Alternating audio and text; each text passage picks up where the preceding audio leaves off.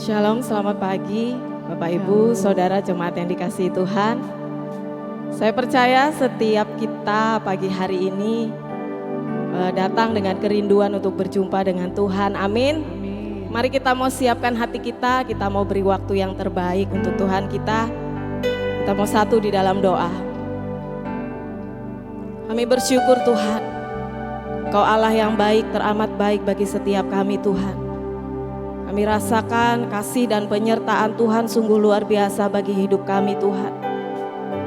Kalau pagi hari ini Tuhan, kami diberi kesempatan untuk kami boleh datang beribadah kepadamu.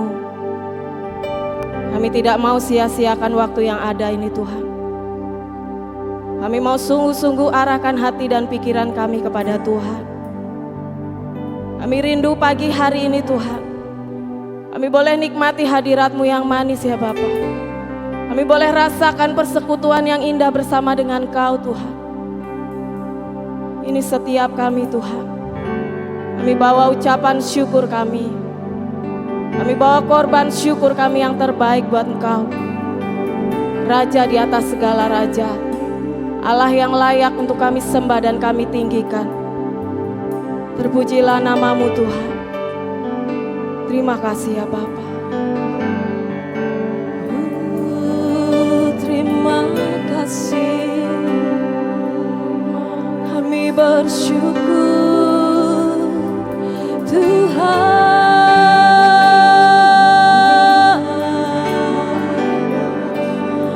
Engkau baik, Engkau baik, teramat baik bagiku.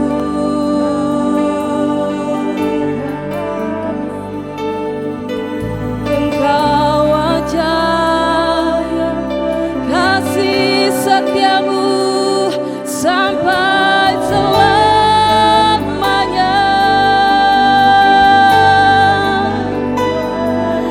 Terima kasih Tuhan, terima kasih Yesus, Engkau yang kami puja,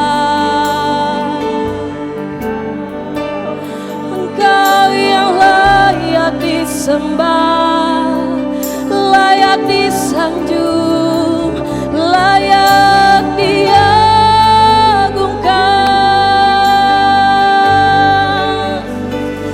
Engkau Allah yang ajaib, Engkau Allah yang perkasa, Engkau baik Tuhan.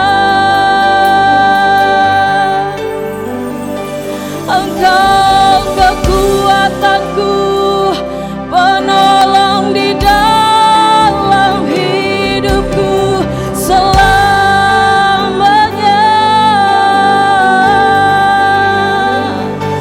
Kami angkat suara kami angkat hati kami untuk memuji nama-Mu Tuhan. Ajaib Engkau Tuhan, ajaib Engkau, Engkau Allah yang perkasa.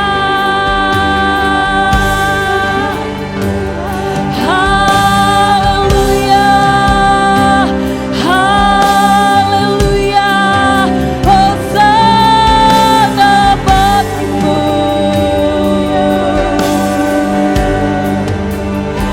Glory bagimu Tuhan,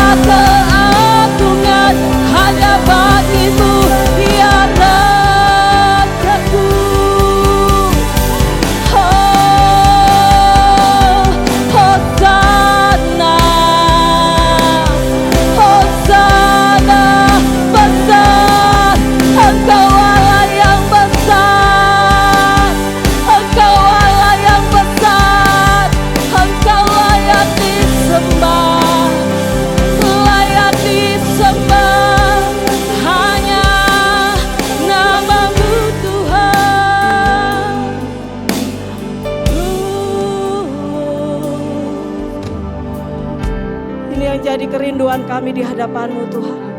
Berdiam di rumah Tuhan seumur hidup kami Tuhan. Dan menyaksikan segala kebaikan dan kemurahan-Mu atas hidup kami Tuhan. Terima kasih ya Bapa. Kaulah Raja kami. Kaulah Allah kami yang hidup. Allah yang layak untuk terima segala kemuliaan dan kehormatan. Mari kita mau nyatakan segenap kerinduan kita kepada Tuhan. Kerinduanku, kami rindu datang kepadamu Tuhan. Datang padamu,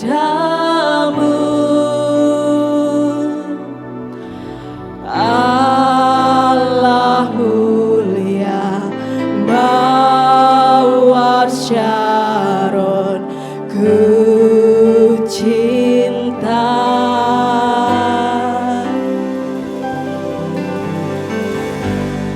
Kaulah Rajaku, Engkau sahabat kami Tuhan, dan sahabatku. Terindah,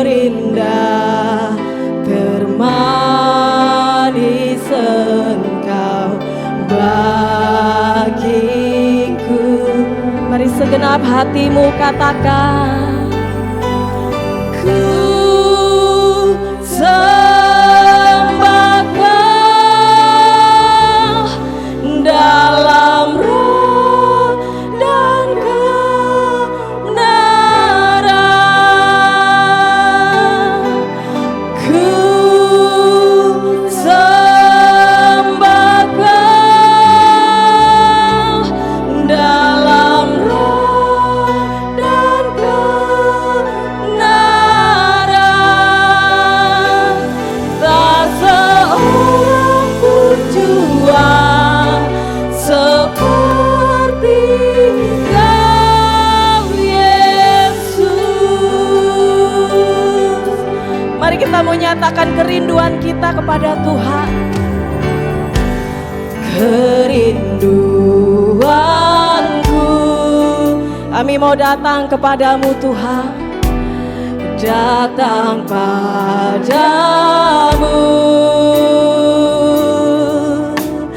Allah mulia, Mawar Syaron, ku cinta. Sebab Kau Raja dan sahabat kami Tuhan. Kaulah Rajaku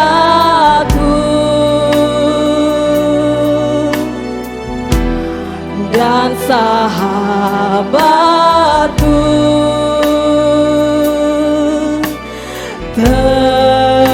Terindah, termanis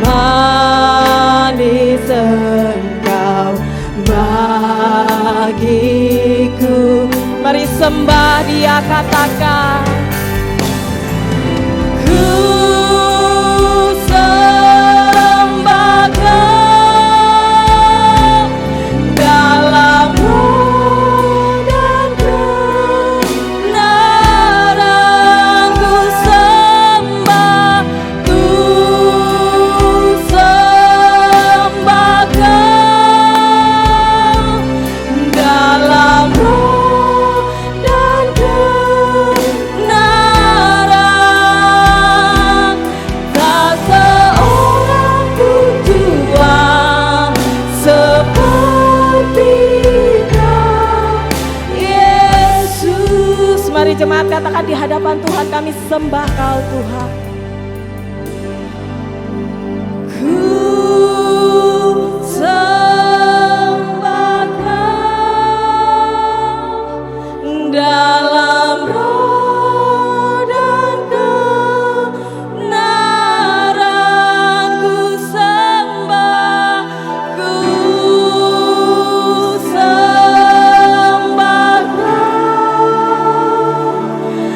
dalam roh dan kebenaran. Tak seorang pun jua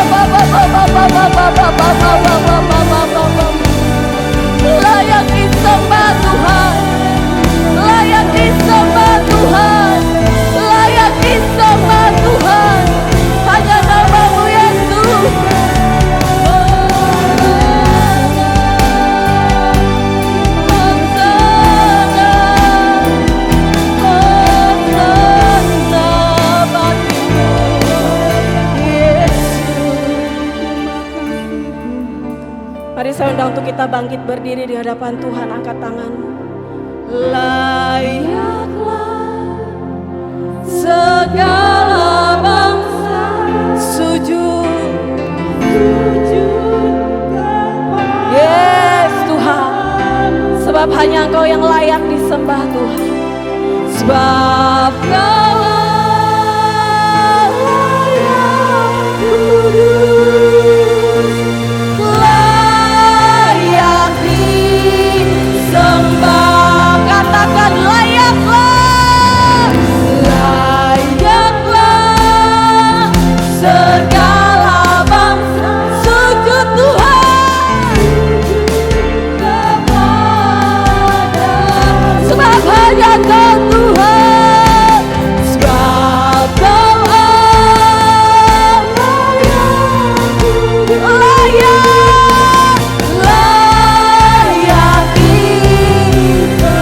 Mari dengan segenap hatimu, layaklah segala bangsa sujud di hadapan-Mu Tuhan.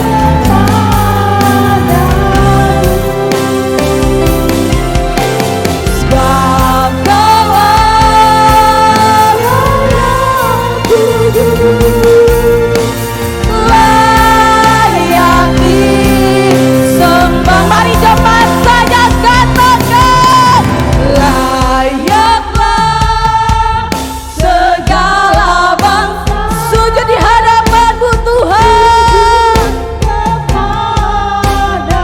Sebab hanya Kau yang layak, sebab Kau layak kudus, layak disembah. Lebih dahsyat lagi katakan, layaklah segala bangsa sujud di hadapan-Mu Tuhan. Sebab hanya Engkau yang layak,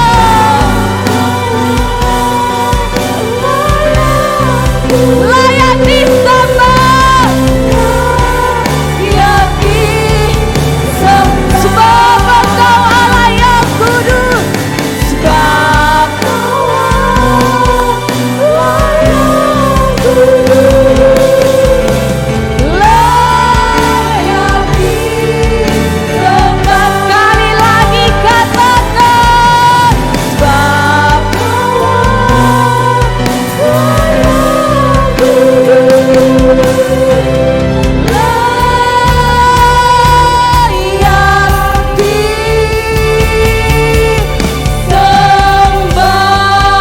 Sorak-sorai bagi Tuhan kita di tempat yang maha tinggi, layak disembah dan diagungkan selama-lamanya Tuhan. Kami mau bersorak-sorai lebih lagi bagi nama-Mu pagi hari ini Tuhan. Mari jemaat yang siap memuji Tuhan, mari sama-sama katakan Shalom, selamat pagi. Apa kabarnya pagi hari ini? Berapa banyak kita yang merasakan kebaikan Tuhan? Boleh lambaikan tanganmu. Mari kita mau terima kuasa yang dari Tuhan pagi hari ini, sebab kita adalah anak-anaknya. Kita mau terima mujizat yang dari Tuhan, sebab kita adalah umat yang telah ditebus.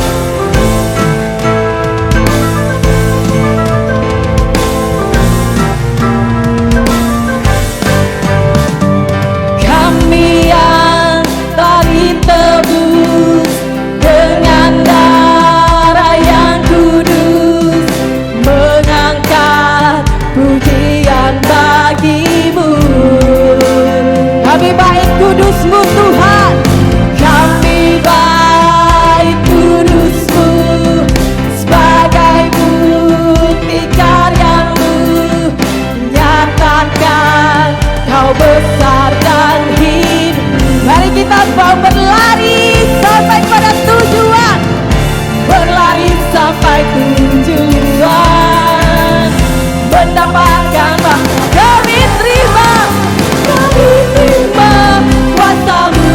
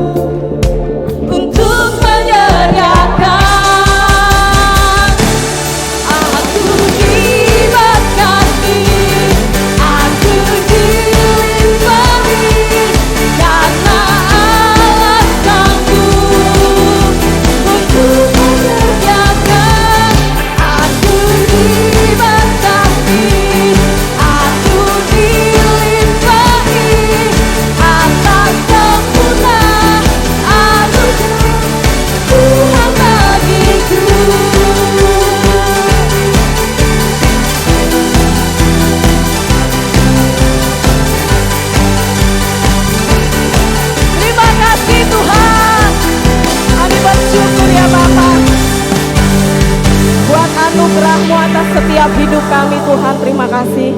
Kami bersyukur untuk setiap kemurahan-Mu Tuhan. Kami boleh ada karena anugerah-Mu. Kami boleh ada karena anugerah-Mu, karena kemurahan-Mu atas hidup kami ya Bapa. Terima kasih Tuhan. Kaulah sumber kekuatan hidup kami Tuhan. Tidak ada pertolongan yang kami harapkan selain dari Engkau Tuhan. Bukan dengan kekuatanku, tapi oleh karena pertolongan-Mu kami boleh ada Tuhan. Ajar kami Tuhan untuk terus memandang kepada Engkau di dalam setiap musim hidup kami Tuhan. Kami mau terus Tuhan andalkan Engkau. Terima kasih Bapa untuk setiap kebaikan-Mu, atas setiap kemurahan-Mu Tuhan.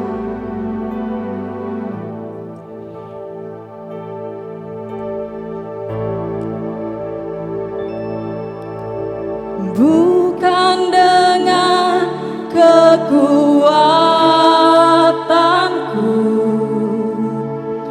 ku dapat jalani hidupku,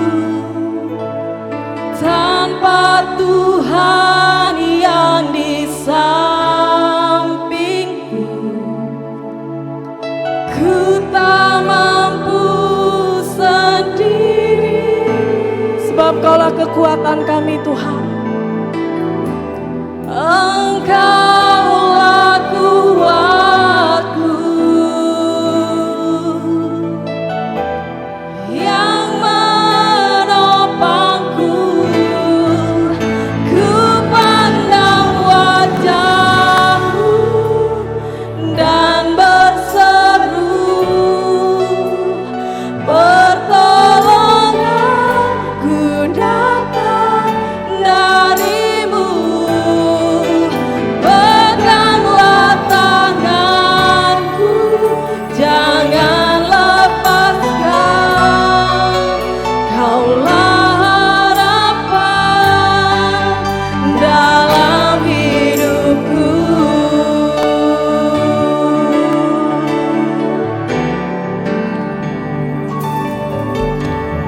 Bukan dengan kekuatanku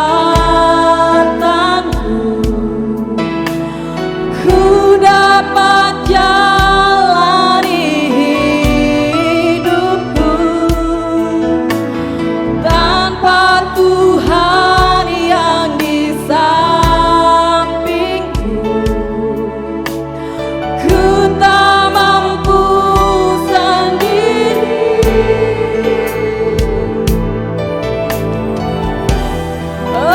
Engkaulah kuatku yang menopangku. Ku pandang wajah-Mu dan berseru,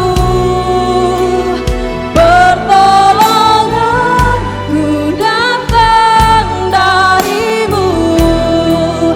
Peganglah tanganku, jangan lepaskan. Kaulah harapan dalam hidupku. Ku pandang wajah-Mu dan berseru, pertolonganku datang dari-Mu. Peganglah tanganku, jangan lepaskan. Kaulah harapan dalam hidupku. Kaulah harapan dalam hidupku. Kaulah harapan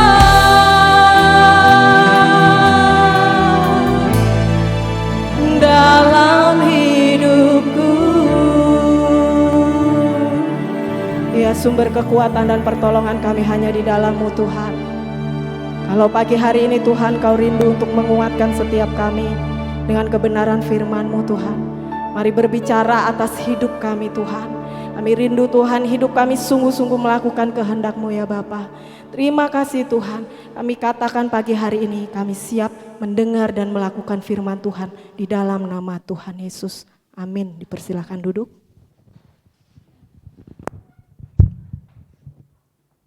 Shalom, selamat pagi. Saya percaya semuanya kabarnya baik-baik saja. Pagi hari ini kita akan dilayani oleh Bapak Sanema dari MDC Pangkal Pinang. Ya, Pak Sanema ini juga menjabat sebagai Sekretaris Umum di Sinode GKPB. Nah Bapak Ibu Saudara, ini juga merupakan kunjungan pertama ya Pak Sanema ya. Kunjungan pertama karena Pak Sanema juga mengasihi MDC Metro ya Pak ya. Nanti Pak Sanema mungkin bisa kenalin lebih lanjut lagi siapa beliau. Yang saya tahu dia punya istri 1 dan anak 1, selainnya saya kurang tahu. Ya, oke tanpa berlama-lama saya undang Pak Sanema bisa maju ke depan, waktu dan tempat saya persilakan.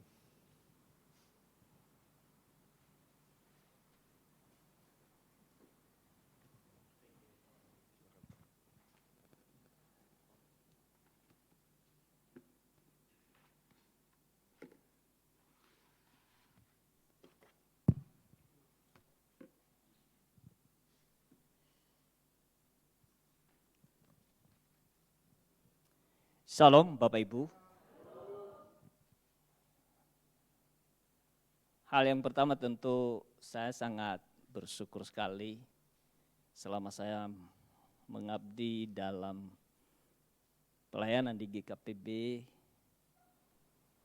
20 tahun. Baru kali pertama saya menginjakan kaki di Metro. Gak apa-apa tepuk tangan.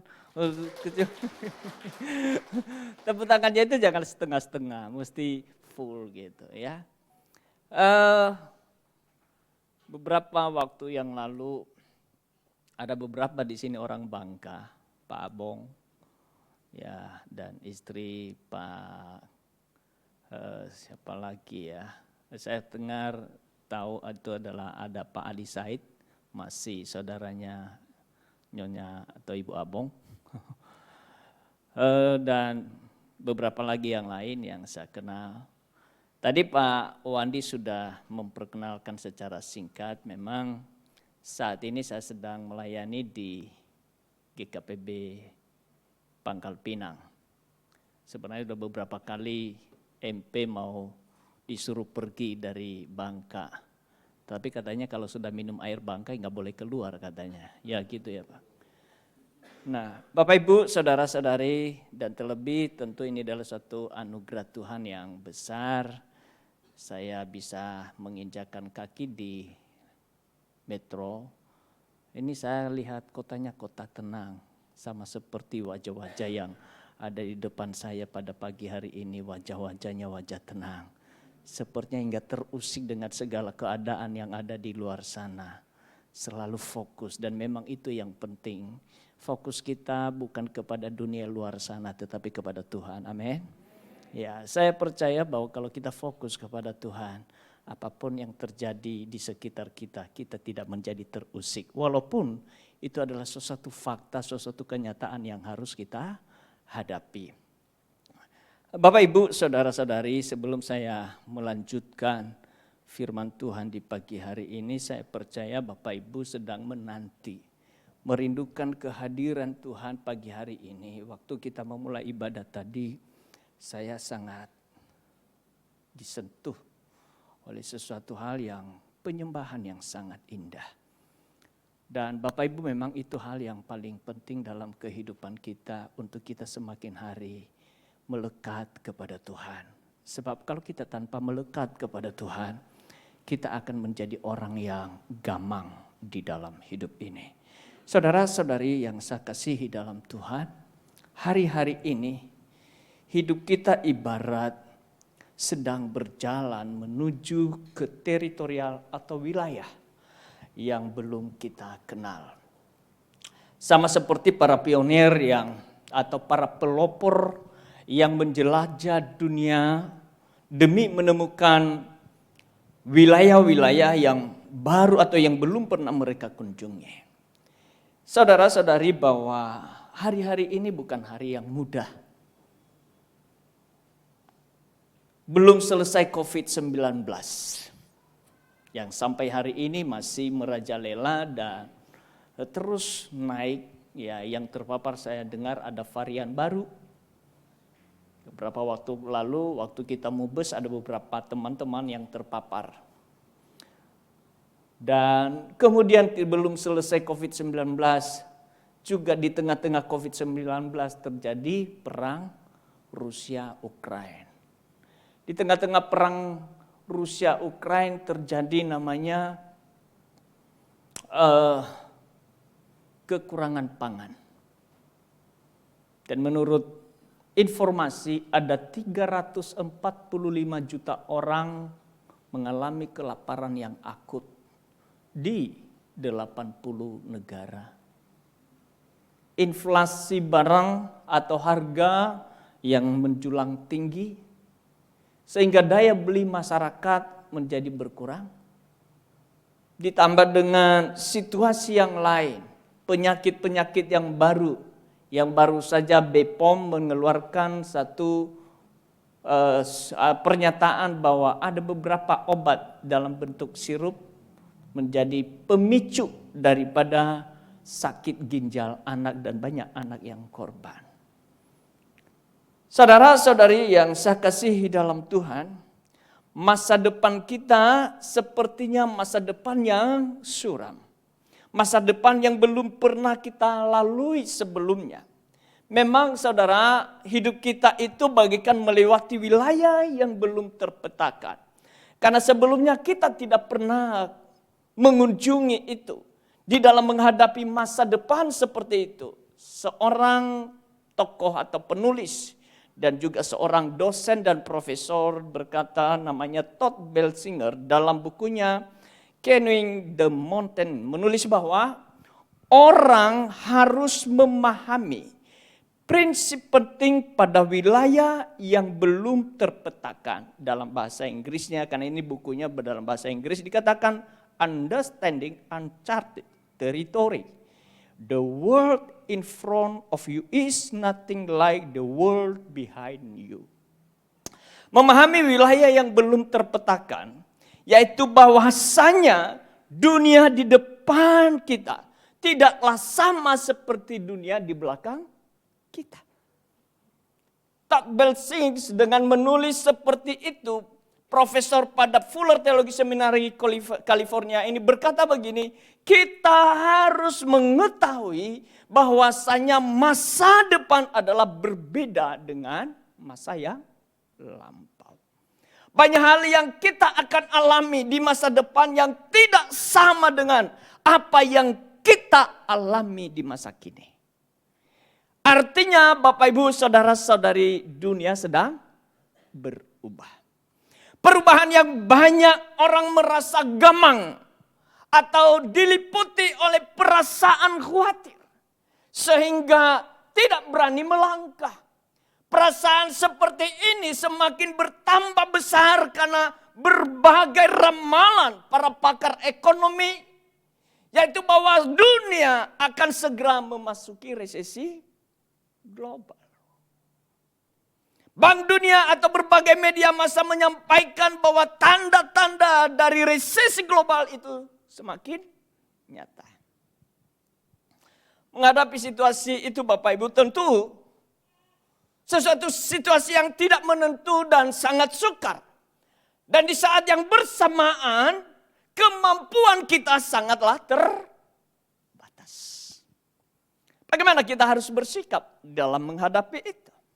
Saudara-saudari yang saya kasihi dalam Tuhan, untuk menjawab pertanyaan tersebut, mari saya mengajak kita menelaah nasihat-nasihat yang diberikan oleh Paulus kepada Timotius di dalam suratnya yang kedua. Timotius adalah salah satu seorang muridnya.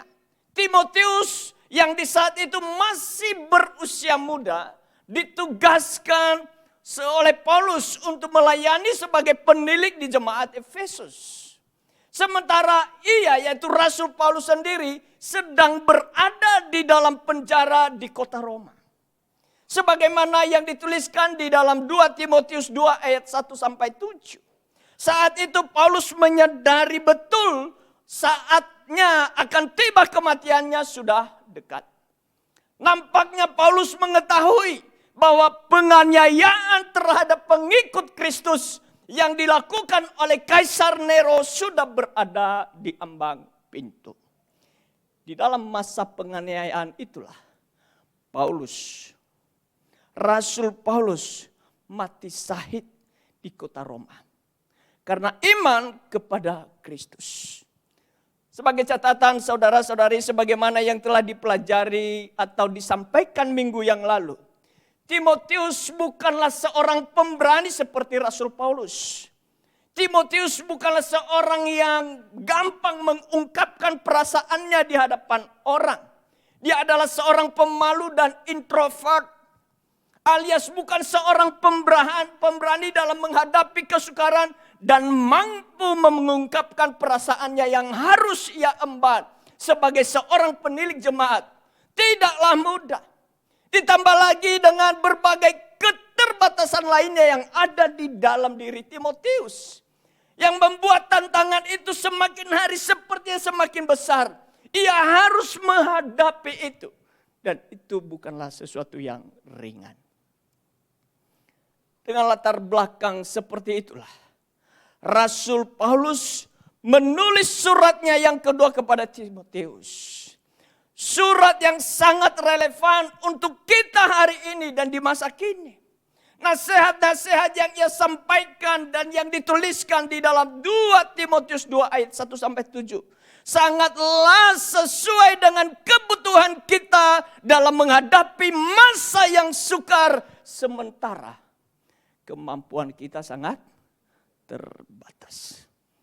Di dalam ayat-ayat tersebut, Paulus menyampaikan nasihat tentang 4 sikap yang ada pada diri Timotius di dalam menghadapi masa yang sangat sukar tersebut. 4 sikap yang memungkinkan Timotius untuk menyongsong hari esok dengan pengharapan yang hidup. Temanya kan bulan ini A Living Hope. Bukan dengan keputusasaan, namun dengan iman yang kokoh dan dengan pengharapan yang bersifat pasti. Dari 4 sikap yang dinasihatkan oleh Paulus di dalam 2 Timotius 2 ayat 1-7 itulah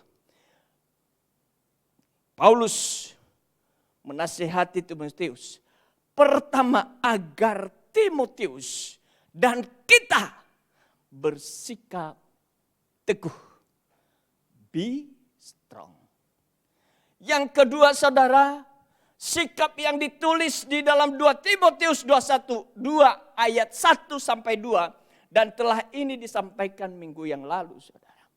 Hari ini kita akan belajar menelaah sikap yang kedua, yaitu agar Timotius dan kita bersikap penuh komitmen. Be committed. Saudara, sikap tersebut diutarakan di dalam 2 Timotius 2 ayat 3-4. Saya bacakan kepada kita. Ayat ketiga. Ikutlah menderita sebagai seorang prajurit yang baik dari Kristus Yesus. Ayat 4. Seorang prajurit yang sedang berjuang tidak memusingkan dirinya dengan soal-soal penghidupannya, supaya dengan demikian ia berkenan kepada komandannya. Di dalam kedua ayat ini Bapak Ibu, saudara-saudari, Rasul Paulus menjelaskan kepada Timotius bahwasanya di dalam melaksanakan tugas dan tanggung jawab yang ia emban demi menghadapi masa depan yang tidak mudah, maka perlu ada di dalam diri Timotius adalah sikap penuh komitmen. Untuk itu Rasul Paulus menggambarkan seperti sikap dari seorang prajurit yang baik. Tentu sikap komitmen ini bukanlah satu-satunya yang harus ada pada diri prajurit. Seorang prajurit yang baik adalah penuh tanggung jawab, disiplin, tabah dan sabar, dan berbagai sikap yang luhur. Namun dengan demikian, menilik dari 2 Timotius 2 ayat 3 sampai 4, di situ nampak bahwa Rasul Paulus mengemukakan pentingnya sikap berkomitmen di dalam diri Timotius. Sikap komitmen seperti yang ada pada diri seorang prajurit yang baik. Saudara-saudari, mengapa dalam menghadapi masa depan yang tidak mudah diperlukan sikap yang penuh komitmen? Apakah wujud dari sikap tersebut?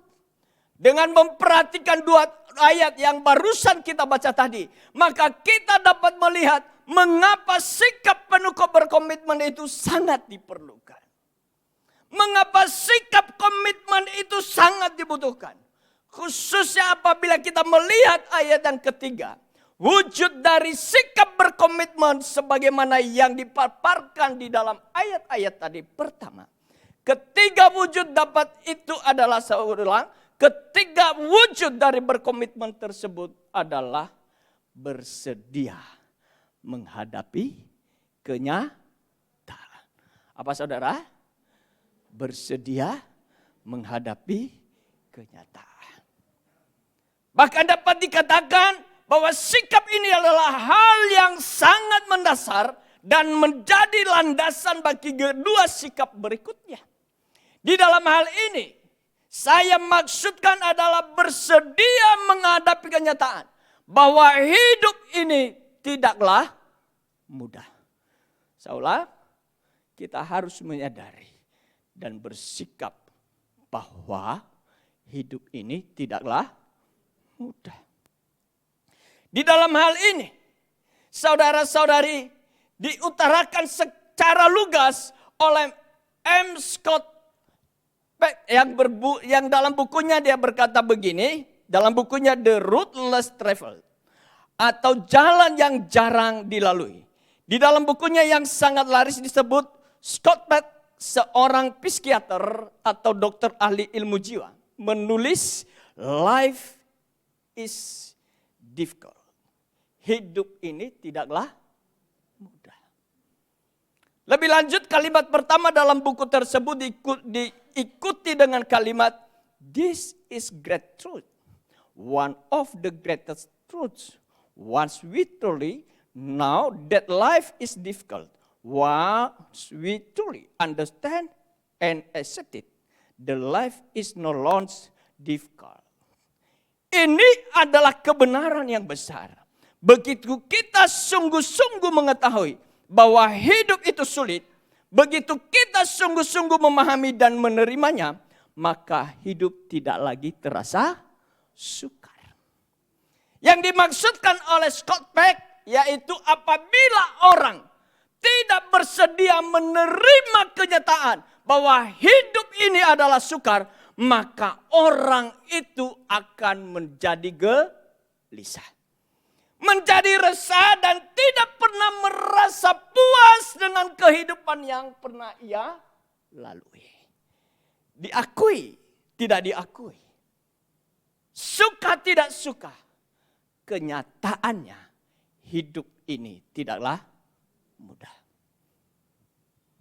Kesediaan untuk menghadapi kenyataan hidup akan membuat orang keluar dari dunia impian dan siap menghadapi hidup dengan penuh komitmen.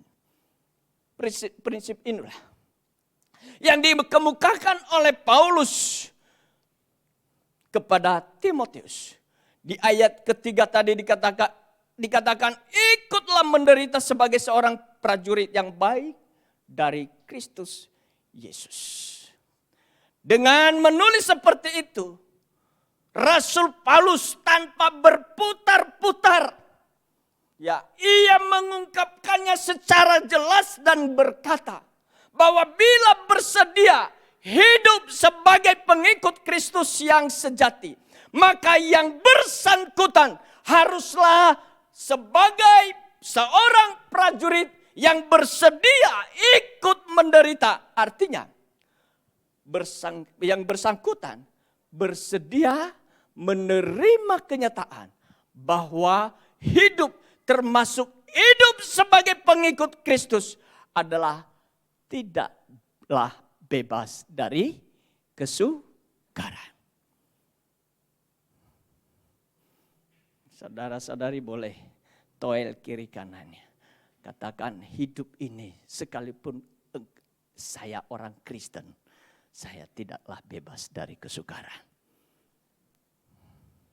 Saudara, Alkitab mencatat kenyataan ini.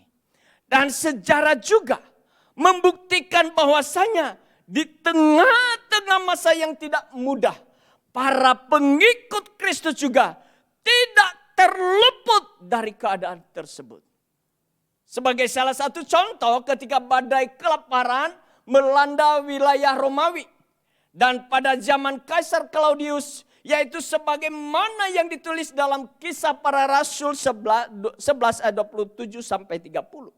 Maka para pengikut Kristus di Yudea juga tidak terlepas dari kesukaran tersebut.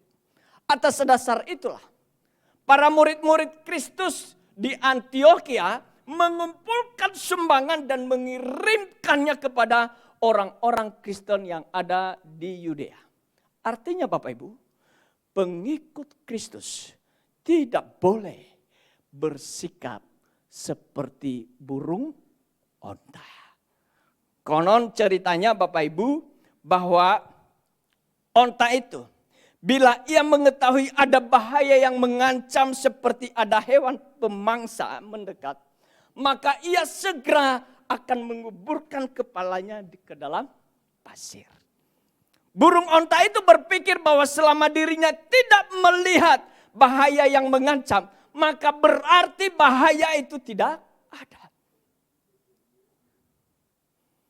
Jelas ini merupakan sikap yang konyol. Sebab dengan menipu dirinya sendiri seperti itu, maka dengan sendirinya ia dengan mudah oleh hewan buas tadi dapat memangsanya.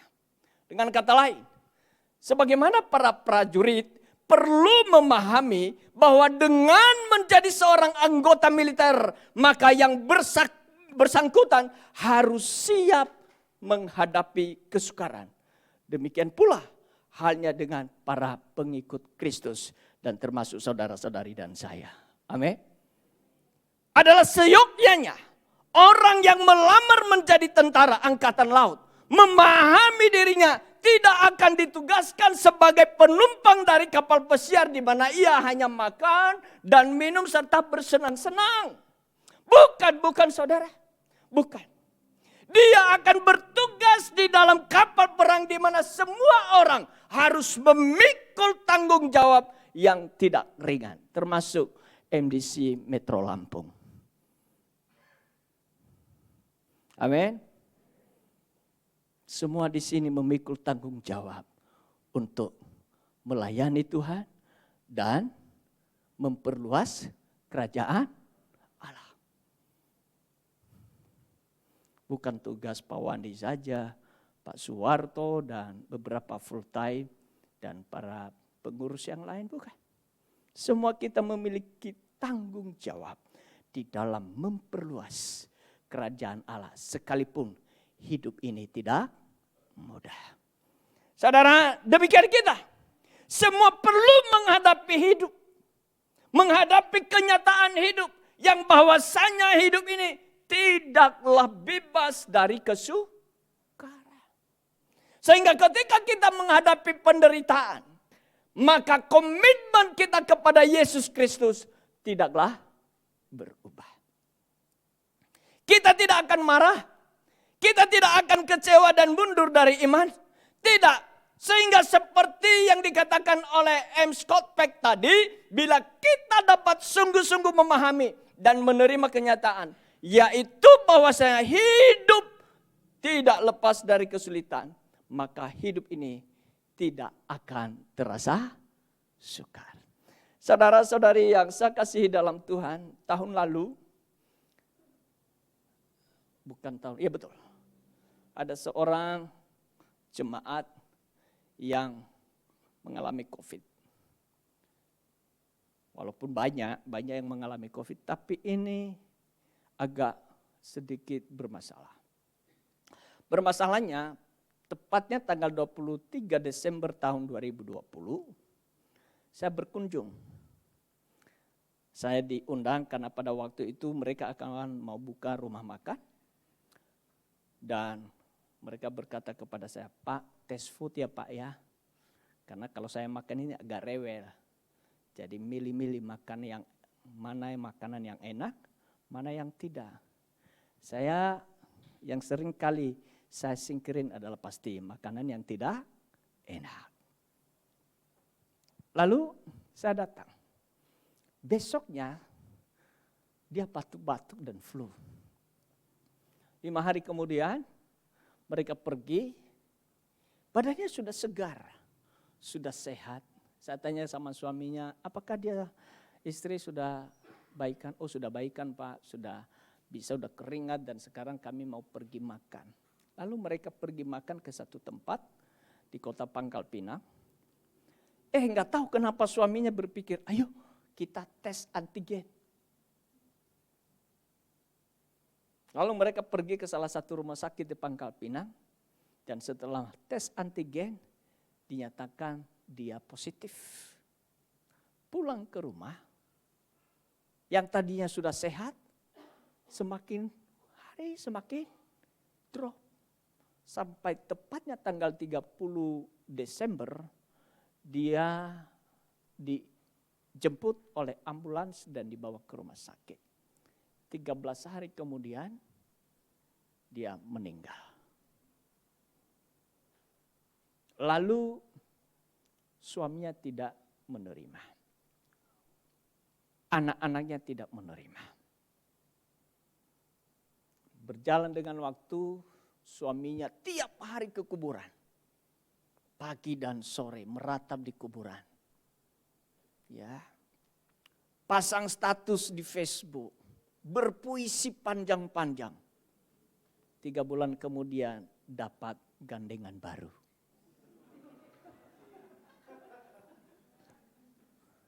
Anak-anaknya tidak terima. Menyala-nyalakan Tuhan.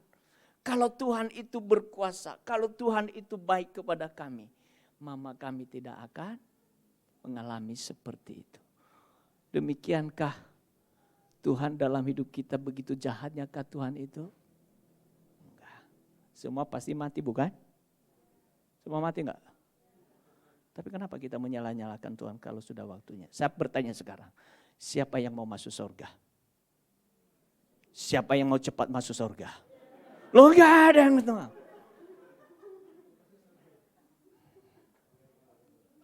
Saya suka pesan sama istri saya, saya kan sering pergi, kamu siap-siap ya. Siap-siap apa? Ya kalau waktunya tiba, kan tidak harus mati di atas ranjang bukan? Ya enggak? Bisa enggak mati di tengah jalan? Bisa. Bisa mati enggak di udara? Bisa. Lumayan kalau mati di pesawat, meninggal jatuh pesawatnya dapat asuransi bukan? Enggak begitu, enggak begitu. Tapi maksudnya kita harus menyadari bahwa kenyataan hidup ini seperti itu. Jangan kita menyala-nyalakan Tuhan. Kalau hari ini kita belum mendapatkan berkat yang besar, uang kangtau, ya, yang hebat, yang besar, janganlah menyala-nyalakan Tuhan. Hadapi aja hidup itu. Amin. Amin. Ya, kalau pesawat telat, delay, janganlah ngamuk-ngamuk. Ya, semua sudah diatur. Saya pernah malu, Bapak Ibu, mempermalukan diri sendiri. Beberapa bulan yang lalu, saya pergi ke Padang Sidempuan. Ini nggak apa-apa ya, pendeta itu juga bisa salah, bisa marah, ya, dan bisa mempermalukan dirinya sendiri. Saya biasanya bawa koper itu enggak besar-besar karena saya tahu cuman beberapa hari dan ya ukuran kopernya itu cuma 48 kali 40 sekian. Lalu saya suka bawa pesawat yang sama, jenis pesawat yang sama, tidak pernah masuk bagasi, selalu di atas kabin. Tapi hebatnya ini, waktu saya dari Medan ke Sibolga, itu kan naik pesawat, naik ATR. Itu enggak dibilang, Pak ini kopernya dimasukin ke bagasi karena tidak muat di kabin. Enggak, karena mereka tahu. Tapi anehnya pada waktu saya dari Sibolga ke Medan, petugasnya dia bilang, Pak kita ukur kopernya ya. Saya bilang ukur aja. Lalu diukur saudara. Dia bilang, Pak ini kopernya beda 8 cm. Jadi ini tidak boleh masuk kabin. Saya iyain aja. Gak apa-apa. Lalu disodorkan kepada saya kwitansi. Saya bilang apa ini? Bayar Pak. Bayarnya lebih mahal dari harga tiketnya. Waduh. Saya bilang kalau gitu potong aja koper saya. Karena saya nggak rela bayar itu saudara. Gitu. Saya marah-marah di situ. Saya bilang koper saya ini kemana-mana saya naik pesawat yang sama, jenis pesawat yang sama. Tidak pernah dilarang untuk tidak dibawa kabin.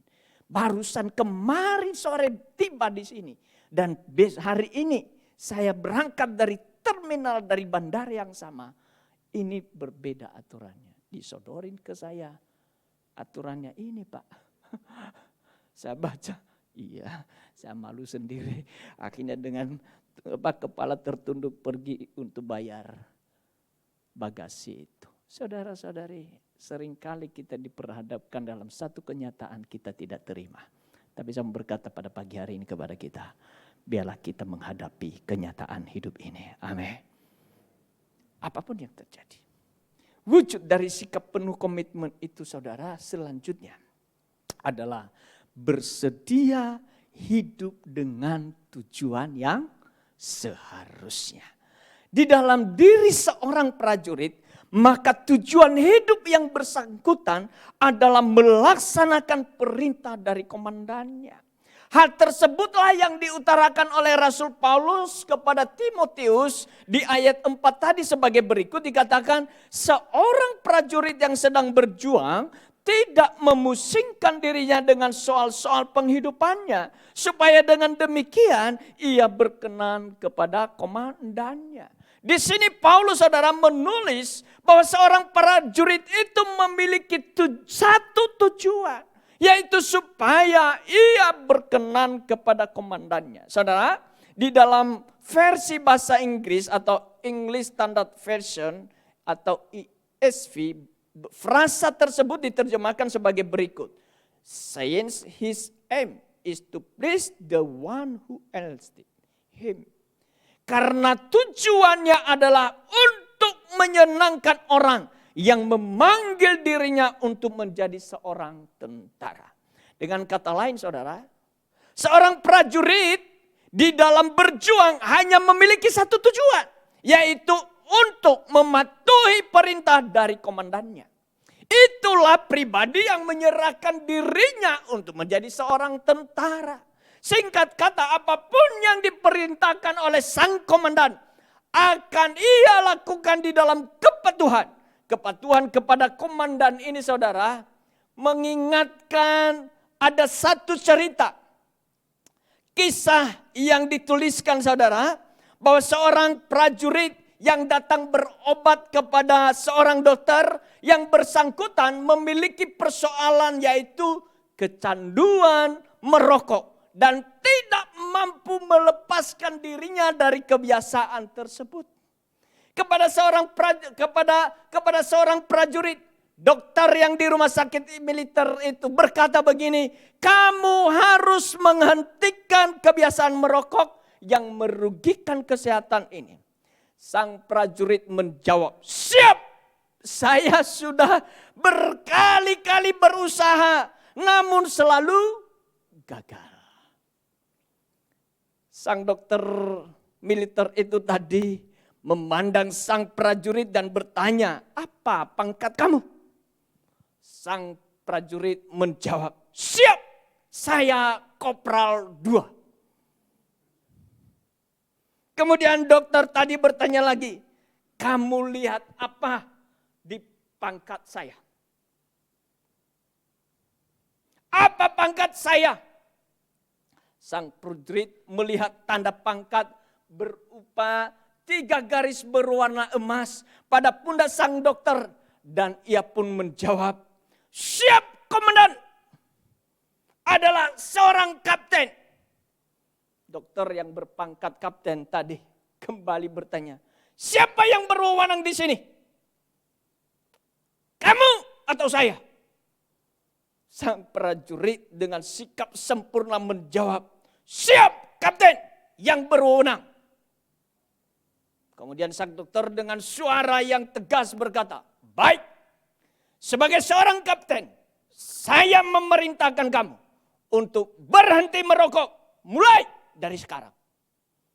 Dengan sikap sempurna sang prajurit menjawab, "Siap, laksanakan, berhenti merokok mulai sekarang." Di dalam sikap mematuhi, adakah yang merokok di sini? Oh, saya tidak menyinggung saudara ya. Ini cerita prajurit Kopral 2. Di dalam sikap mematuhi perintah sang kapten, maka mulai dari hari itu, prajurit itu berhenti merokok. Suatu tindakan yang selama ini ia tidak mampu laksanakan atas kemauannya sendiri. Namun sekarang dapat dilaksanakannya atas dasar kepatuhan kepada atasannya. Ia melakukannya karena sebagai seorang prajurit, ia memahami bahwa komitmen dirinya adalah agar ia berkenan kepada komandan atau atasannya. Yaitu dengan mematuhi perintah dari sang komandan itu sendiri. Demikian pula dalam menghadapi masa depan. Kalau masa depan terasa tidak menentu dan sukar, kita harus berkomitmen untuk mematuhi apapun yang Tuhan firmankan. Amin. Karena kita hidup dengan satu tujuan, yaitu untuk menyenangkan hati Tuhan. Kepatuhan kita kepada perintah atau firman-Nya karena kita menyadari bahwa Tuhanlah yang berwenang atau memegang otoritas atas hidup kita. Kesadaran ini penting sebab pengenalan kita akan siapa yang memegang otoritas atas hidup kita akan menentukan keadaan hati kita. Bila kita tahu bahwa Yesus Kristus adalah komandan kita, artinya Dia berkuasa atas hidup kita, maka tidak akan merasa khawatir hari esok kita. Sebab sesungguhnya Dia adalah Tuhan yang kasih, kuasa, hikmat dan kesetiaannya tidak terbatas dan tidak pernah berubah untuk selama-lamanya. Oleh sebab itu, perintah dan firman-Nya dapat diandalkan. Dan orang yang berharap kepadanya tidak akan dikecewakannya. Sekarang saudara, wujud sikap penuh komitmen itu adalah ketiga, bersedia hidup dengan prioritas yang semestinya. Di dalam hal seorang prajurit akan memprioritaskan kehendak dari komandannya lebih daripada kehendak dirinya sendiri. Bagi yang bersangkutan tujuan hidupnya untuk memperkenankan hati sang komandan lebih penting daripada keinginan dirinya sendiri. Hal tersebut yang diutarakan oleh Rasul Paulus kepada Timotius di ayat 4 yang telah kita baca tadi. Yang dikatakan seorang prajurit yang sedang berjuang tidak memusingkan dirinya dengan soal-soal penghidupannya. Supaya dengan demikian ia berkenan kepada komandannya. Perhatikan saudara, di sini Rasul Paulus berkata, seorang prajurit yang sedang berjuang tidak memusingkan dirinya dengan soal-soal penghidupannya. Ia tidak menyibukkan dirinya dengan hal yang remeh-temeh dari kehidupannya. Artinya ia hidup, ia tahu mana yang harus ia prioritaskan dan mana yang harus ia perlu utamakan. Seorang prajurit akan menjadikan tujuannya dan berjuang, yaitu sebagaimana yang diperintahkan oleh komandannya sebagai prioritas yang lebih penting daripada hal-hal yang lain. Jelas saudara, seorang prajurit yang sedang berjuang dalam pertempuran tidak memusingkan apakah ia sudah menyisir rambutnya. Ia tidak memusingkan apakah ia sudah menyetrikakan bajunya atau tidak. Bahkan ia juga tidak memusingkan menu makanan yang ia akan konsumsi untuk dirinya sementara ia bertempur. Apakah capcay? Apakah bakso? Apakah fuyung hai? Dia enggak memusingkan hal itu.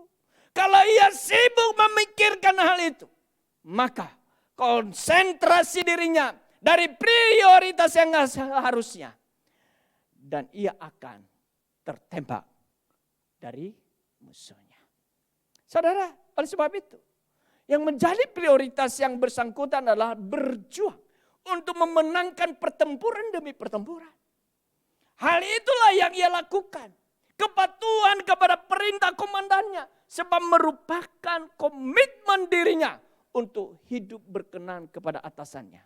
Demikian juga dengan diri kita. Di dalam melewati setiap musim kehidupan, termasuk di masa yang sukar, hidup kita harus berfokus yaitu untuk menyenangkan hati Tuhan. Pusat perhatian kita kepada Tuhan dan bukan kepada diri sendiri. Prioritas kita haruslah hidup untuk berkenan kepada Tuhan. Sikap ini kita ambil karena kasih dan iman kita kepada Yesus Kristus. Itulah sikap yang disebut Paulus sebagai sikap seorang prajurit yang baik. Kita harus memprioritaskan Tuhan karena kita mengasihi Dia. Saya percaya Anda hadir di tempat ini karena Anda mengasihi Tuhan. Amin. Ya, karena Dia yang terlebih dahulu mengasihi kita, yaitu Ia rela berkorban, mati di atas kayu salib. Kita memprioritaskan Tuhan karena kita beriman kepadanya. Iman. Sebab kita yakin bahwa Yesus mengasihi menjadi sebab kita yakin bahwa Yesus yang menjadi komandan kita adalah pribadi yang bertanggung jawab. Ia tidak akan mengecewakan orang yang berharap dan berserah kepadanya. Sehingga dengan demikian kita dapat menyongsong masa depan. Bukan dalam keputusasaan. Namun di dalam pengharapan hidup. A living hope. Saudara, hal ini berdasarkan nasihat firman Tuhan yang ditulis oleh Paulus kepada Timotius dalam 2 Timotius 3 ayat 4. Maksud saya 2 Timotius 2 ayat 3 sampai 4. Kita telah melihat bahwasanya untuk menghadapi masa depan yang tidak mudah, kita harus hidup dalam sikap penuh dengan komitmen. Di dalam hal ini yaitu komitmen kepada Kristus Yesus Tuhan kita. Komitmen seperti menjadi sikap dari seorang prajurit yang baik, yang bersedia menerima kenyataan hidup. Kenyataan bahwasanya hidup tidaklah terlepas dari kesukaran. Komitmen yang mengakibatkan kita melewati masa sukar. Kita tidak mengeluh dan marah kepada Tuhan. Semua itu karena kita memahami dan bersedia menerima kenyataan bahwa hidup di dunia ini memang penuh dengan tantangan. Komitmen yang membuat kita bersedia hidup dengan tujuan yang seharusnya. Yaitu hidup menyenangkan Tuhan. Itulah tujuan hidup.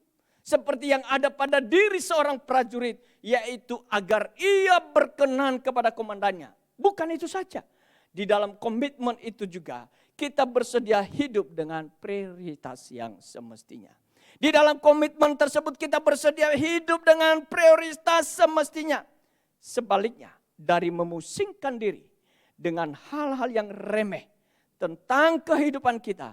Kita harus memfokuskan hidup kita kepada Kristus. Kita melakukan atas dasar kasih dan iman kepadanya.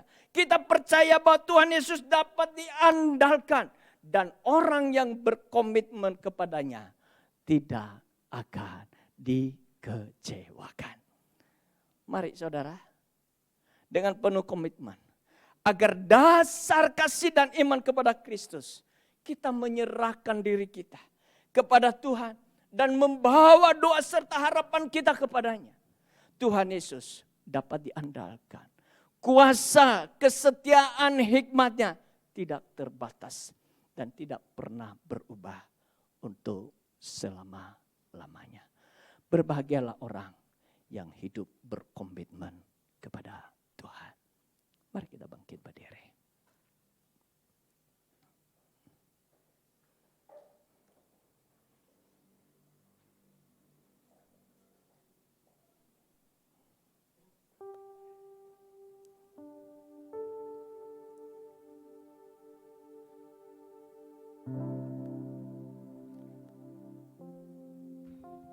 Biarlah kita arahkan seluruh hidup kita kepada Sang Komandan kita, Yesus Kristus. Kita harus membangun komitmen kita. Komitmen di dalam sikap, berani menghadapi kenyataan hidup ini. Bahwa hidup ini tidaklah mudah. Di tengah hidup yang tidak mudah ini, biarlah kita tetap fokus kepada Tuhan. Karena tujuan kita adalah supaya hidup ini berkenan di hadapan-Nya. Kita harus memprioritaskan, mengutamakan Dia lebih daripada segalanya. Yesus, Kau kebenaran yang menyelamatkanku. Kau memberikanku hidup dan pengharapan.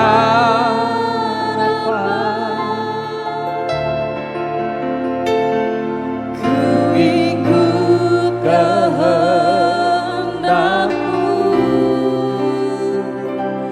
Ku perlu anugerahmu. Ku nyatakan janjiku kepadamu.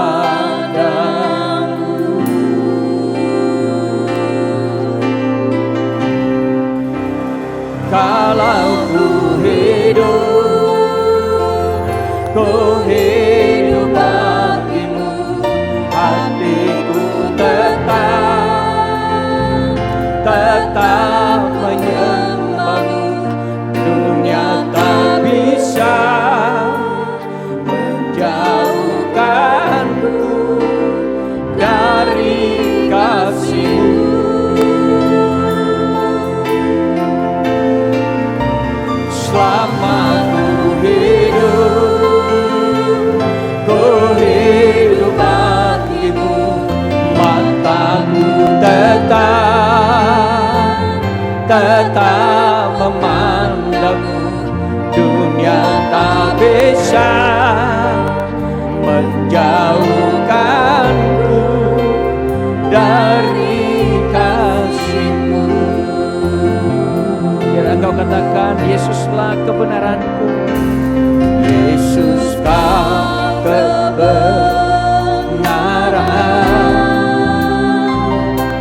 yang menyelamatkanku. Kau memberikanku hidup dan pengharapan.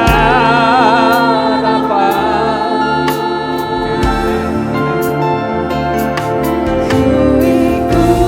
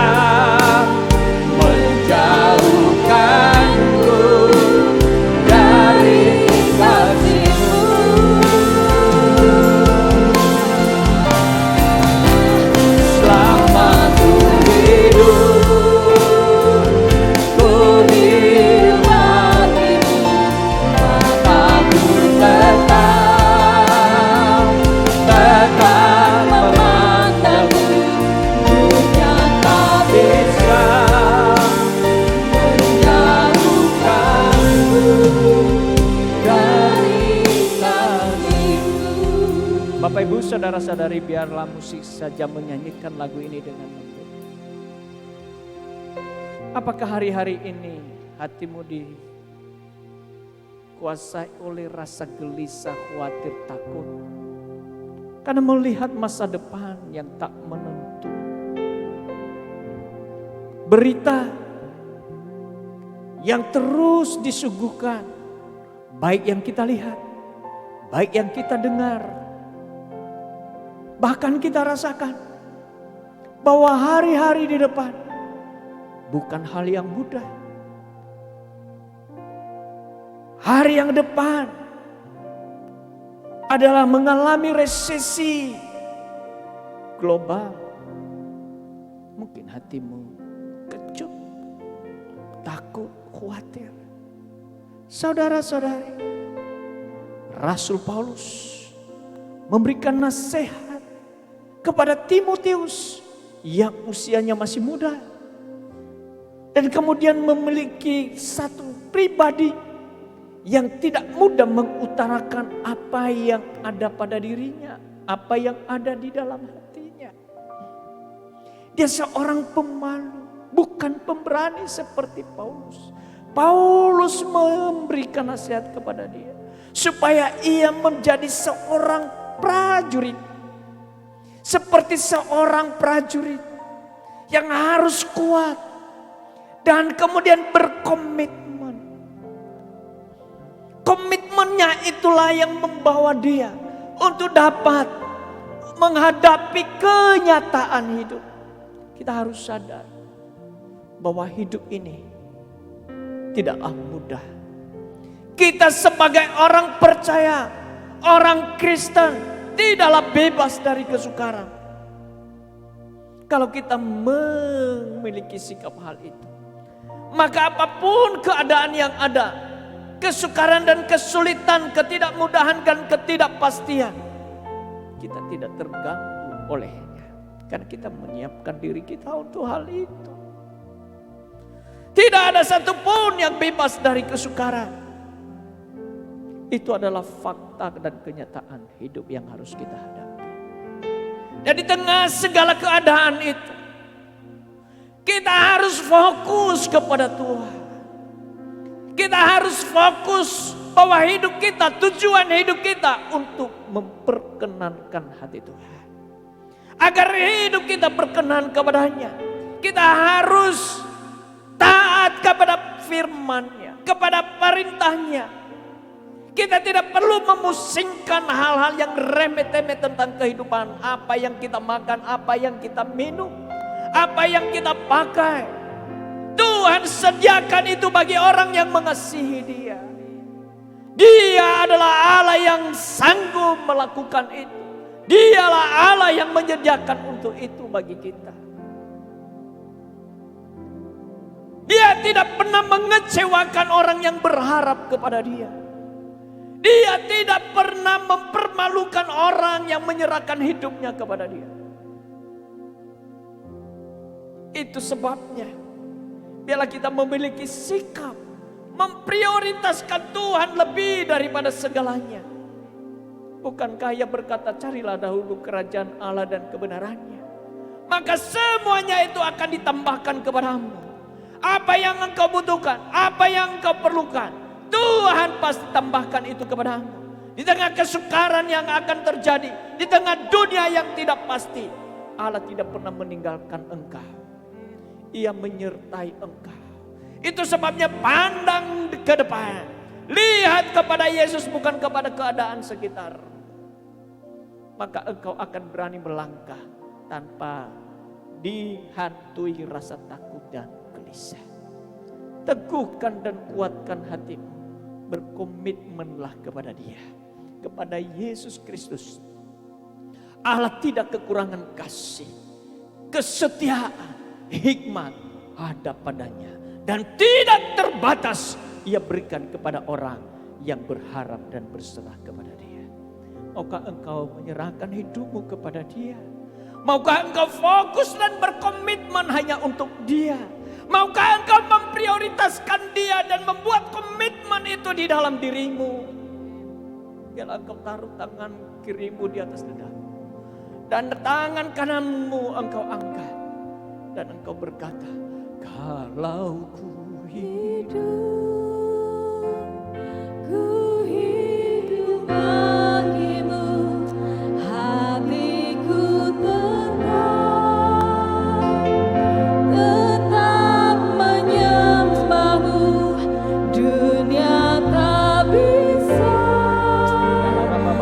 menjauhkanku dari kasih-Mu.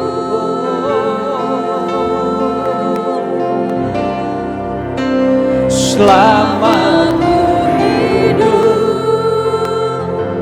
ku hidup bagimu, mataku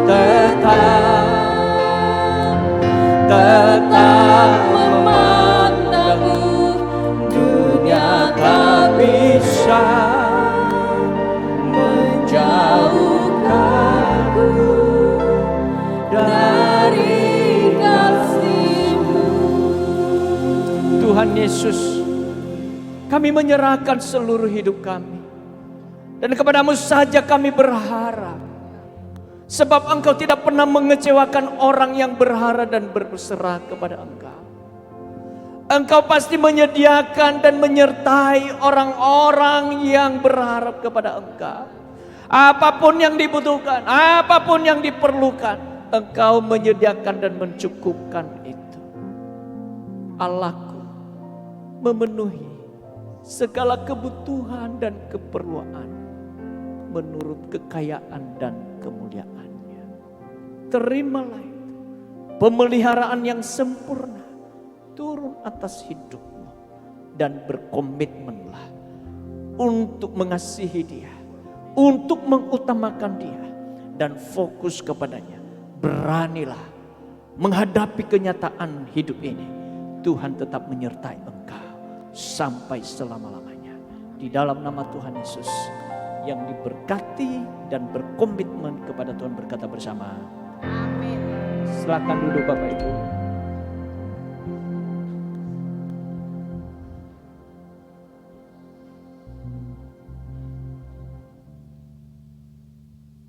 Oke, pagi hari ini kita akan menyerahkan dua orang anak. Yang pertama Panghihutan Gamaliel Marda Manurung, anak dari Paulus Edi Saputra Manurung dan Ibu Marta Fitria. Yang kedua Jacqueline Kimberly Tanjung, anak dari Bapak Ronaldi Tanjung dan Ibu Clara.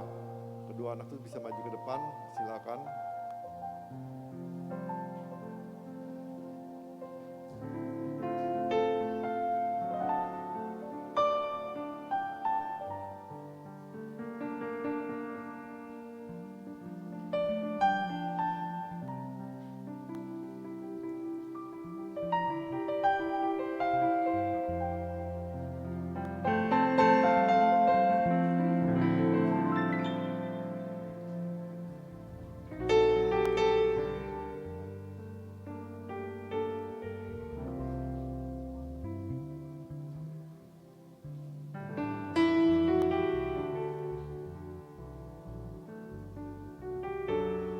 Oke, sebelum kita menyerahkan kedua anak ini, saya akan bacakan firman Tuhan dalam Ulangan 6 ayat 4-7 dikatakan begini.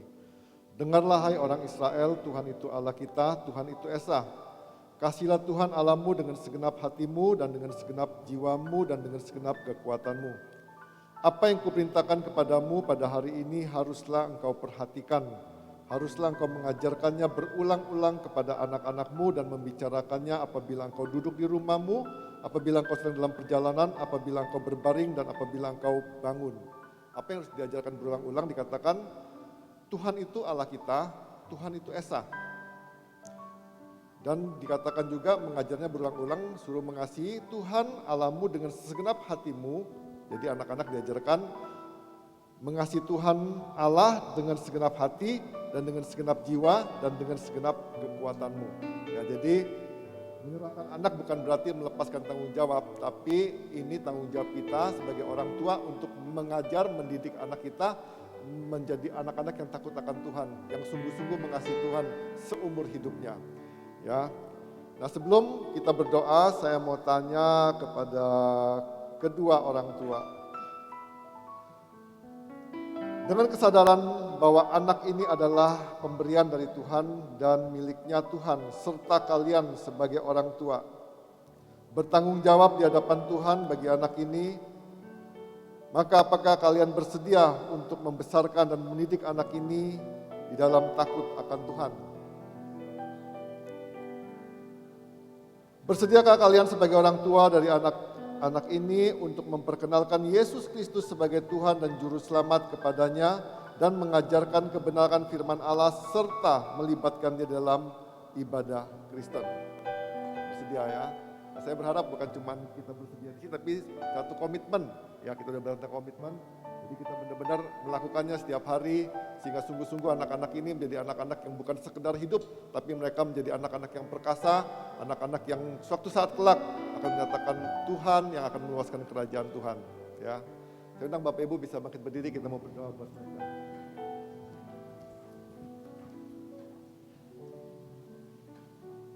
Mari kita kedangkan tangan. Bapak, kami bersyukur buat kasih anugerah-Mu Tuhan. Terima kasih Tuhan. Kami percaya Tuhan Yesus, kalau Engkau Tuhan boleh memberikan Paulus dan Marta seorang anak Tuhan, kami percaya Tuhan, biarlah anak ini menjadi anak yang takut akan Tuhan, anak yang memuliakan nama-Mu Tuhan Yesus. Kami percaya Tuhan, biarlah tangan kasih-Mu, jamahan-Mu Tuhan, terus Tuhan merawat anak ini, terus bertumbuh Tuhan dalam kehidupan takut akan Engkau Tuhan Yesus. Diberkatilah Gamaliel dalam nama Tuhan Yesus Kristus. Bapak, kami juga berdoa Tuhan, berkati Jacqueline Tuhan Yesus. Kami percaya Tuhan, biar tangan kasih-Mu Tuhan yang terus memelihara dia Tuhan, yang menguatkan dia Tuhan, yang Kau yang sudah membentuk dia, yang Kau sudah menjadikan dia Tuhan. Dan kami percaya Tuhan, biar rencana indah Tuhan itu boleh ada dalam kehidupannya Tuhan. Kami berdoa Tuhan, beri hikmat-Mu bagi kedua orang tua ini Tuhan. Kami percaya Tuhan, biarlah sungguh Tuhan kehidupan mereka Tuhan menjadi kehidupan yang memuliakan nama-Mu Tuhan Yesus. Dan kami berdoa Tuhan dalam kehidupan mereka Tuhan, kehadiran Tuhan anak-anak dalam kehidupan mereka Tuhan, itu boleh menjadi berkat yang khusus buat mereka Tuhan, itu boleh menjadi tanggung jawab yang khusus buat mereka Tuhan, sehingga sungguh Tuhan setiap langkah kehidupan mereka Tuhan, mereka sungguh-sungguh Tuhan mau menyatakan kemuliaan-Mu lewat apa yang Kau kehendaki dalam kehidupan mereka Tuhan Yesus. Kami percaya Tuhan, biarlah kehendak-Mu, rancangan-Mu Tuhan itu digenapi Tuhan dalam kehidupan mereka Tuhan Yesus. Terima kasih Tuhan, beri hikmat bagi siap mereka Tuhan untuk mendidik anak-anak mereka Tuhan dalam jalan takut akan Engkau Tuhan. Kami berdoa Tuhan, biar setiap benih-benih firman Tuhan yang dibacakan Tuhan, yang diucapkan Tuhan terus boleh bertumbuh dalam kehidupan anak-anak mereka Tuhan. Dan kami percaya Tuhan, firman yang hidup itu Tuhan, firman yang boleh memperbaharui Tuhan, yang memberi kekuatan Tuhan, yang suatu saat kelak Tuhan kami percaya Tuhan akan menghasilkan buah-buah yang baik Tuhan di dalam kehidupan anak-anak mereka, juga di keluarga mereka Tuhan Yesus. Terima kasih Bapa, kami serahkan kedua anak ini dalam tangan-Mu Tuhan, dalam nama Bapa, Putra dan Roh Kudus, dalam nama Tuhan Yesus Kristus. Amin. Terima kasih. Silakan duduk Bapak.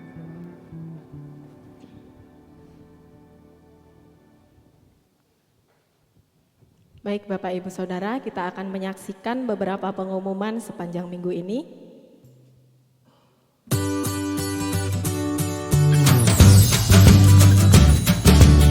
Untuk perpuluhan, persembahan dan ucapan syukur dapat ditransfer ke rekening BCA DKPD MDC Metro. Inilah laporan keuangan perpuluhan dan persembahan yang masuk.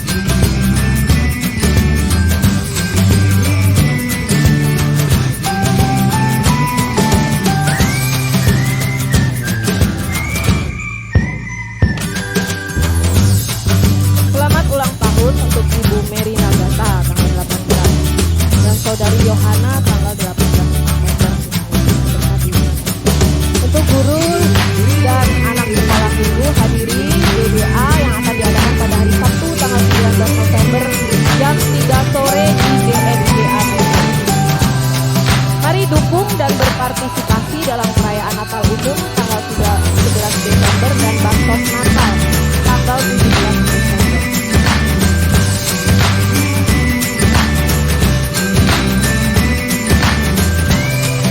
Ibadah tetap diadakan secara offsite pagi dan sore. Untuk rekamannya dapat disaksikan di YouTube. Demikian pengumuman sepanjang minggu ini. Kita akan akhiri ibadah kita. Mari saya undang untuk bangkit berdiri. Kita mau bersyukur kepada Tuhan buat segala anugerahnya atas hidup kita. Besar anugerah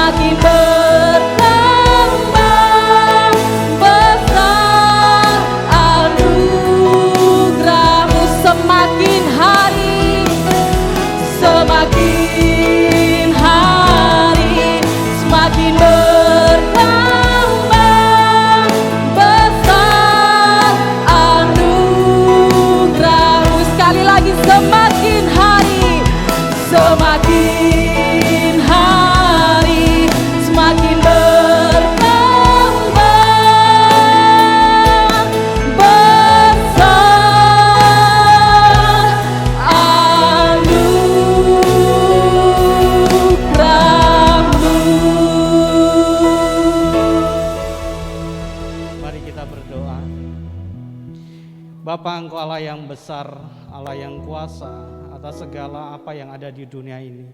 Kami bersyukur Tuhan atas anugerah yang luar biasa yang Kau berikan di dalam setiap kehidupan kami.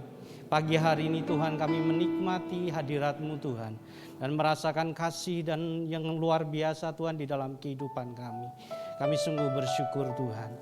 Berterima kasih atas semuanya ya Bapa. Kami boleh memuji dan memuliakan Engkau dan mendengarkan firman-Mu Tuhan. Ajar kami terus-menerus Tuhan untuk hidup di dalam komitmen kami hanya kepada-Mu Tuhan di dalam kehidupan ini. Nyatakan kasih-Mu di dalam setiap kami, di dalam segala tantangan yang dihadapi ke depan Tuhan. Kami percaya Engkau terus ya Tuhan menaungi setiap kami. Biarkan kami terus melekat hanya kepada-Mu Tuhan, karena Engkau satu-satunya Allah yang selalu memberikan jalan keluar di dalam kehidupan kami. Terima kasih atas firman-Mu, biarkan ini semua tertanam di dalam setiap kami, bertumbuh, dan kami boleh menjadi berkat atas orang-orang yang ada di sekitar kami, Bapa, kami juga berdoa atas bangsa dan negara kami Tuhan. Biarkan kasih-Mu nyata juga atas bangsa ini Tuhan. Engkau Allah yang menaungi bangsa ini dengan kasih karunia-Mu Bapa. Dari Sabang sampai Merauke, Engkau Allah turut campur tangan di dalam segala persoalan yang dihadapi bangsa ini. Para presiden, pemimpin kami yang ada Tuhan, Engkau berkati mereka. Berikan hikmat di dalam setiap tugas tanggung jawab yang mereka boleh emban ya Bapa. Kami juga berdoa Tuhan untuk acara G20 yang terjadi, yang diadakan di Bali Tuhan.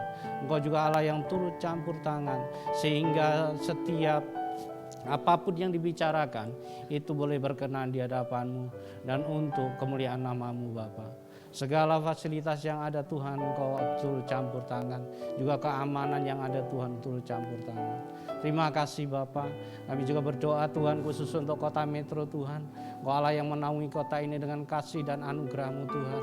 Nyatakan ya Tuhan lebih dalam lagi Engkau beracara ya Tuhan atas kota Metro Tuhan, sehingga kota Metro Tuhan mengenal Engkau. Pakai setiap kami gereja-Mu Tuhan untuk kepanjangan tangan-Mu, untuk menyampaikan apa yang menjadi yang harus kami sampaikan Tuhan di dalam kehidupan kami. Seperti apa yang Kau telah tanggung jawabkan Tuhan sebagai anak-anak-Mu Tuhan, untuk memberitakan kebenaran-Mu ya Bapa. Terima kasih, kami berkati kota Metro dengan kasih dan anugerah-Mu Tuhan.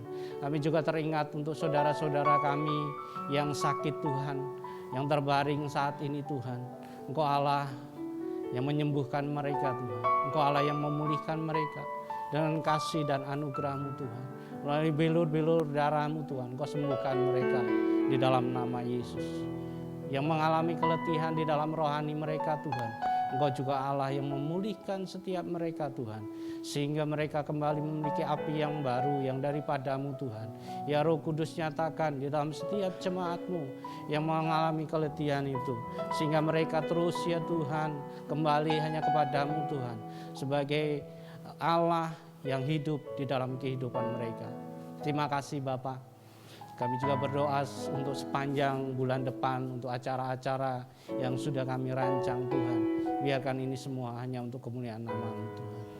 Dan Engkau dinyatakan di dalam kasih dan anugerah-Mu Tuhan. Terima kasih. Kami juga bersyukur Tuhan untuk anugerah berkat yang Kau berikan di dalam kehidupan kami pribadi lepas pribadi Tuhan. Dan kami akan memberikan yang terbaik buat Engkau melalui persembahan, ucapan syukur dan perpuluhan Tuhan. Biarkan ini semua hanya untuk kemuliaan nama-Mu saja Tuhan, dan memperluas kerajaan-Mu Bapa. Terima kasih. Sebentar kami mundur dari tempat ini. Angkatlah kedua belah tangan-Mu. Terimalah berkat dari Allah Bapa, Putra dan Roh Kudus. Biarlah kasih, sukacita, damai sejahtera menyertai engkau di dalam setiap pribadimu, di dalam keluargamu, di dalam usahamu, dibuatnya berhasil. Dan engkau boleh menjadi berkat atas orang-orang yang ada di sekitarmu. Dan Injil diberitakan dimanapun juga. Dari saat ini sampai Maranatha. Yang percaya katakan.